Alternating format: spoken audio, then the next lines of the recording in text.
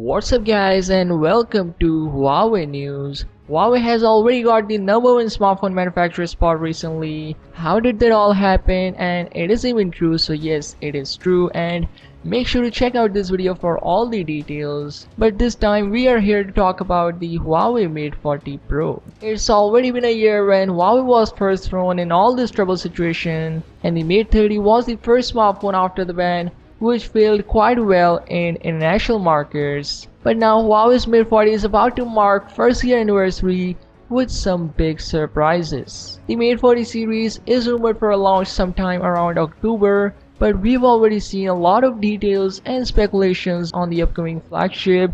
Most noticeably, we've been told by a great leaker analyst Meshiku to expect groundbreaking camera tech and a crazy fast chipset. And well, we have already seen the crazy fast chip. The current 1020 is already in process to power the Mate 40 devices later this year, which might also be the last current flagship chipset used in a Huawei smartphone. Now, speaking of the design of Huawei's next flagship, so out comes the new patent from Let's Go Digital, showing off the design that we could possibly see in the Huawei Mate 40. As you have noticed over the recent months, Huawei's patent have shown smartphones that no longer feature physical buttons in favor of touch controls and gestures. And what we see here is no exception. Quite a while ago, Rodin says that Huawei Mate 40 will follow the path of last year's Mate 30 family, whereas Huawei's P series has completely different design theory, and well, we can see it here. This time the curvature is more here. Last year's Mate 30 was rocking 88-degree curves on sides, but this time with the Huawei Mate 40,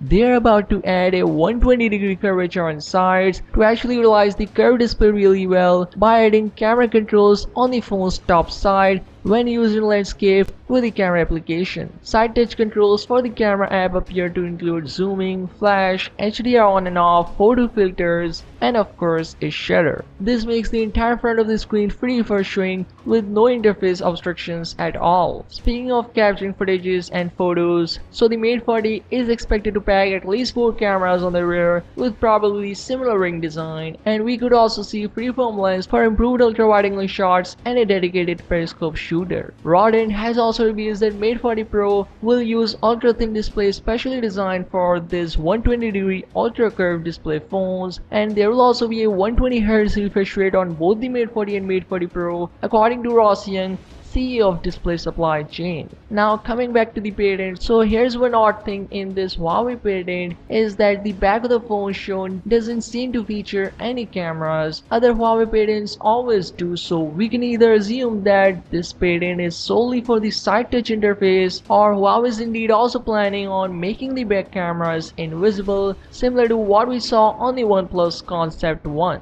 And as we know, these both manufacturers works with car companies very closely. Huawei works with Porsche and OnePlus works with McLaren. And this invisible glass mostly used in car windows, so there's a slight chance we could possibly see this on Huawei Mate 40. Again, I don't think so, but maybe, who knows. The Huawei Mate 40 devices are expected to launch in the month of October. Again, more leaks have to reveal yet, so why not you just subscribe to the channel for the full coverage, and do let me know what you guys think of this 120-degree waterfall display. Is this going to be useful or not in your opinion? Do let me know, and I will catch you in the next one.